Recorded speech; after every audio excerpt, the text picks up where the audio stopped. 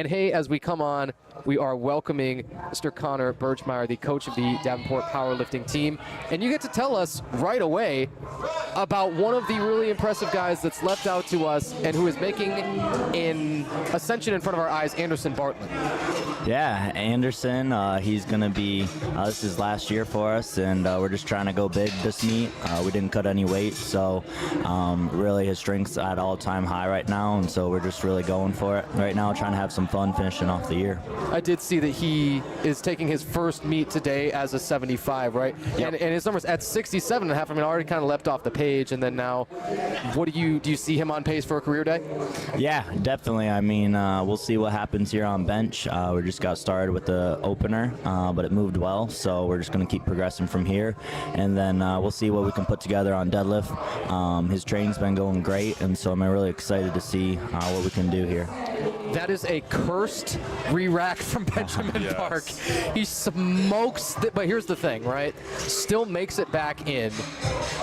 And this was a forever press too. But you're seeing what I'm seeing. I mean, with the motionlessness was not there.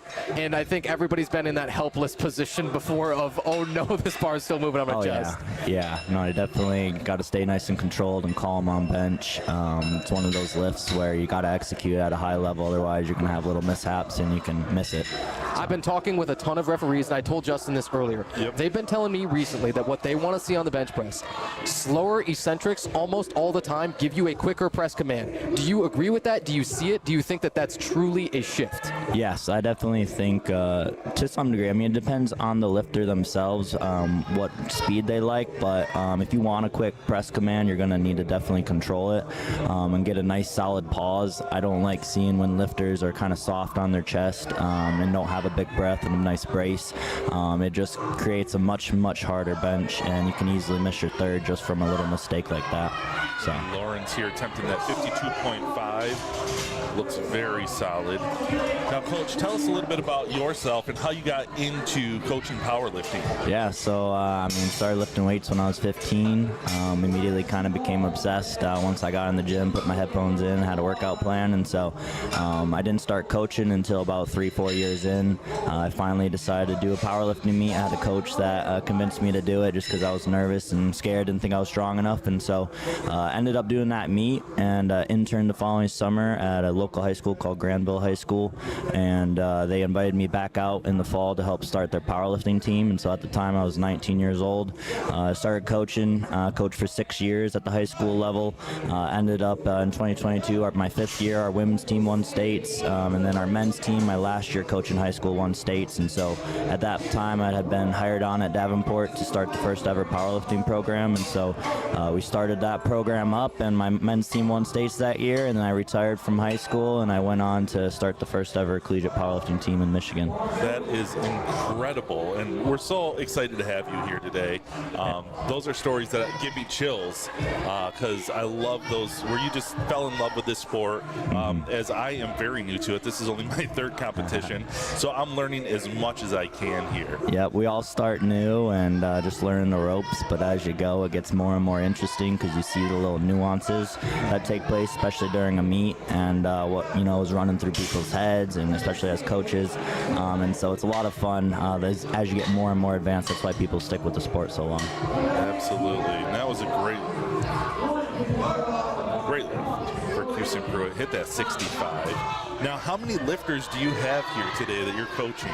I believe we have 8 competing today. We had 1 pull out, but we have 32 on our roster currently, and next year we'll be over 40, hopefully a little bit closer to 45, which would be one of the larger raw teams in the country, and we're approved to go even past that the following year. So we're really excited about our trajectory and the roster we got and a lot of the kids we got coming on board next year, and it's only up from here. So we're really proud of our athletes and what they've put together. Nice. We just saw a great lift by McKenna Sievert. Let's watch the hip replay here. There we go. And again, those commands are so important. Now, as a coach, what is your favorite lift personally, and what is your favorite to coach? Definitely the deadlift. Obviously for most people, it's going to be their biggest lift by far. And it's also the final decision maker of the meet. It's where you have an opportunity to change your last attempt twice. And so you can if you have a good deadlift, you can actually determine the outcome if you put the weight on the bar. We saw that a lot at nationals. Some of the big deadlifters were able to jump anywhere from a few placings to, I saw someone go from 10th to 3rd on their final pull, all because they were ending the flight and they knew exactly what they needed to hit. And sometimes that adrenaline, knowing you're the last lifter, maybe you're going for a record, that can propel you to go and pull something that maybe might be on a normal day outside of your range, but you can actually hit that and have that opportunity to jump. And I would say, similarly, deadlift is probably my favorite to coach. I think a lot of athletes, they make little, mistakes in their deadlift in terms of bracing and how to properly set their hips where they need to be to start. A lot of times they're trying to squat the weight off, and so once you start getting things in the right place, it's really surprising how much their deadlift can jump. My favorite thing is when I got an athlete that comes to me with a poor deadlift but a great squat, and I make it my mission to make their deadlift be much larger than their squat after a year or two. Oh, that's incredible. Could I slip you a card and be like, hey, that's me, the squat specialists, right? Yep. Yeah. It's not that I try to embrace it; it's that it simply happened to me. Yeah. Right. I mean, some people naturally take off at one lift, and I think though, if you really want to be a balanced lifter, you need to figure out your weaknesses constantly and be working on them to improve them. That's how you're going to maximize your total rather than relying on one lift. You need to have all three that are working together to build the biggest total on the day, because generally one lift by itself is not going to be necessarily enough to win the meet with just one stellar lift. So, I'm thinking about watching the last couple of attempts at USAPL Nationals, and Hassan Sob knew that he was going to be in an insane battle with your own Zach Uhas, Mr. Yes. USAPL state champion, right? Mr. Best Lifter, Mr. 500 dots, Mr. Everything. And then Hassan, did he pull 330 at the end there and vaulted over Zach and won that national championship in the 82.5s? Yeah. Is that a guy that you know? Did you get to talk to him at all in the meet and things? I didn't talk to him, but I saw him warming up behind us, and I could tell he was strong on the day. But it was one of those scenarios where he knew he had the biggest pull. Yep. And so you could just see that confidence in him in the back room pacing, knowing that he was going to get to end it all, and he just was trusting his coaches to put the right number on the bar. And so when he had that opportunity and he knew he was strong on the day, it's when all the stars align. And so he was having a great meet. He was pretty conservative, I would say, through squat and bench, and so he had a lot of energy reserved there on deadlift. And he put together a perfect performance, really, to eke out everyone. And unfortunately, people tend to miss their final deadlifts because they try to overstretch. Especially, I think, on that national stage, right? You probably saw a lot of that. Oh, we saw a ton.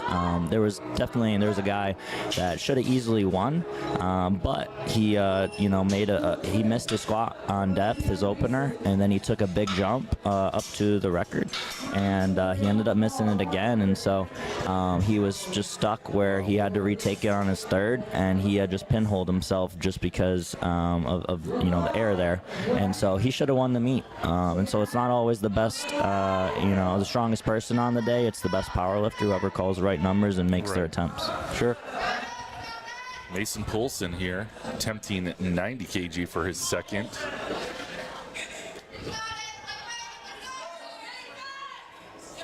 Slow out. Slow in the middle. Slow back in the rack. Let's see. But still on a count. Good.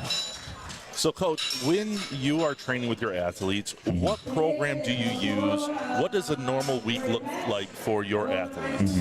So I coach everyone individually right in their training, but generally they're going to be training 4 to 5 times a week, benching anywhere 2 to 3 times a week. I have a few athletes that do 4 times a week, which is bench is one of those things, especially for ladies that can tolerate a higher frequency just because the loads aren't as heavy. Okay. But generally we're squatting 2 to 3 times a week. Some of my athletes do well on one. But generally, we're working up to top sets, coming down. We have a lot of variation throughout the week to kind of, spread out our fatigue through our training. A lot of different load selections as well. But really, we're trying to develop them as a whole, making sure that we're, prioritizing their long-term progress, making sure we're maximizing their muscle growth over time. And then, obviously, as we're getting to the meet, we're starting to, increase the intensity, lower the reps, and drop them down. But it really depends on the athlete how we like to train. But one of my athletes, Elizabeth Cleveland, she was the 100+ kilo national champion. You bet. And she was mentioned 4 times a week, squatting 3 times a week, deadlifting twice a week, and we were pushing them pretty hard. We had squatted 485, 220 kilos in training, and then we squatted 469 pounds, so 212.5 kilos. So we knew we had it, and we were just keeping her in her range the whole time. She really didn't struggle with anything. We loaded up her final deadlift and really sent it. But she is just a model athlete for us, and we really pushed her training to the extreme, and that's what it took to get her to progress to be able to win a national title. Hilarious. National title and stuck within her range, you say. Yes. But I mean, there are some who are far ahead, some who have a stranglehold on their class. Liz Cleveland is one of those. Mm-hmm. We got to see her, I think that was at Panther Jungle's showdown, right? Just running away with that one. Yep. In terms of all female competitors, I mean, again, her and then kind of everybody else, and then put that on that national stage with a pretty quick turnaround. Mm-hmm. So, in November, we really switched up her training.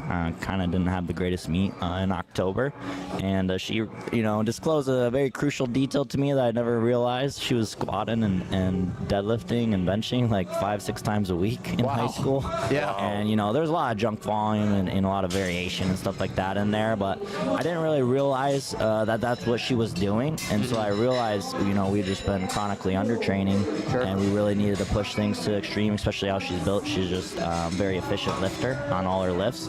And so we switched things up, and we knew things were going very well. And so January was basically a test meet to see where we were at. Nothing we took was extremely heavy. We pushed her final deadlift, but we really left a lot of room to spare on squat. And so we knew going into nationals that we could put together a bigger performance based on how much room we had in January. And her strength only continued to skyrocket from January till April. That's incredible, Coach. Now, we're going to be finishing up here. Do you have anything else that you want to say or any shout-outs you want to give? Yeah, I'd just like to thank you guys for having me. I'm really appreciative of Power Belly Barbell. They have been, I think they're the best meet directors in Michigan history, in my opinion, regardless of federation, and they're only trying to get better, and so I really admire that. I love people that really like to excel at their craft, and they really care about the athletes, want the best experience. They're not in it for the money, they're in it for the experience for the athletes, and really creating, a home for Michigan lifters. And so just really excited about where we're headed, and teaming up together, hosting these types of meets, and moving forward, looking to the future, what we can do to continue to improve the sport. And so, just thankful to be here, thankful for everyone here, and just thankful for my athletes and all the hard work they put in. All right, Coach. Well, it's been a pleasure, and good luck to you today with this meet and all of your athletes. Thanks for joining us.